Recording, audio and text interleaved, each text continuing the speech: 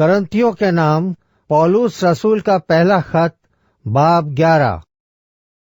तुम मेरी मानिंद बनो जैसा मैं मसीह की मानिंद बनता हूँ। मैं तुम्हारी तारीफ करता हूँ कि तुम हर बात में मुझे याद रखते हो, और जिस तरह मैंने तुम्हें रिवायतें पहुँचा दी तुम उसी तरह उनको बरकरार रखते हो। बस मैं तुम्हें आगाह करना चाहता हूँ कि हर मर्द का सर मसीह और औरत का सर मर्द और मसीह का सर खुदा है। जो मर्द सर ढके हुए दुआ या नबूवत करता है वो अपने सर को बेहुरमत करता है, और जो औरत बेसर ढके दुआ या नबूवत करती है वो अपने सर को बेहुरमत करती है, क्योंकि वो सर मुंडी के बराबर है। अगर औरत ओढ़नी न ओढ़े तो बाल भी कटाए।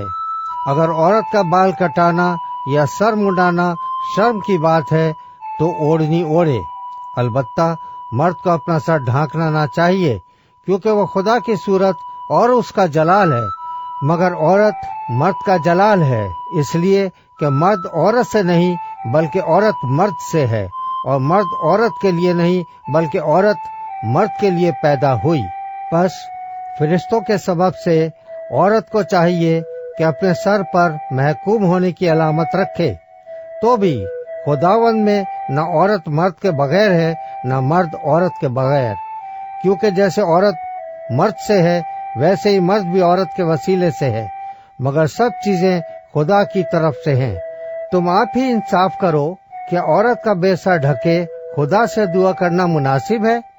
क्या तुमको तभी तौर पर भी मालूम नहीं कि अगर मर्द लंबे बाल रखे तो उसकी बेहुरमती है, और अगर औरत के लंबे बाल हो तो उसकी जीनत है, क्योंकि बाल उसे पर्दे के लिए दिए गए हैं। लेकिन अगर कोई हुज्जती निकले तो ये जान ले कि न हमारा ऐसा दस्तूर है न खुदावंद की कलीसियाओं का।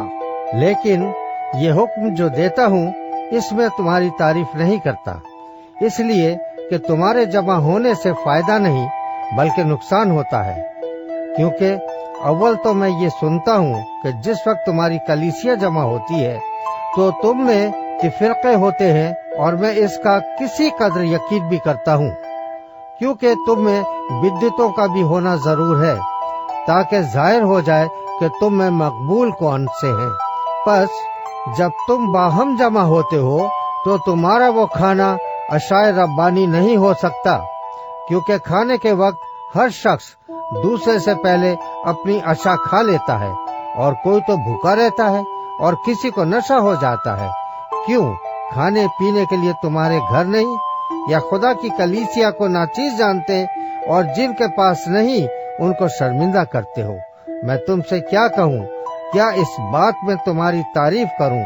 मैं तारीफ नहीं करता, क्योंकि ये बात मुझे खुदावंद से पहुँची और मैंने तुमको भी पहुँचा दी कि खुदावंद यीशु ने जिस रात वो पकड़वाया गया रोटी ली और शुक्र करके तोड़ी और कहा, ये मेरा बदन है जो तुम्हारे लिए है, मेरी यादगारी के वास्ते यही क्या करो। इसी तरह उसने खाने के बाद प्याला भी लिया और कहा, ये प्याला मेरे खून में नया अहद है, जब कभी पियो मेरी यादगारी के लिए यही क्या करो। क्योंकि जब कभी तुम ये रोटी खाते और इस प्याले में से पीते हो तो खुदावंद की मौत का इजहार करते हो जब तक वो ना आए। इस वास्ते जो कोई नामुनासिब तौर पर खुदावंद की रोटी खाए या उसके प्याले में से पिए वो खुदावंद के बदन और खून के बारे में कसूरवार होगा। बस आदमी अपने आप को आजमा ले और इसी तरह उस रोटी में से खाए और उस प्याले में से पिए, क्योंकि जो खाते पीते वक्त खुदावंद के बदन को ना पहचाने वो इस खाने पीने से सजा पाएगा। इसी सबब से तुम में बहुतेरे कमजोर और बीमार हैं और बहुत से सो भी गए।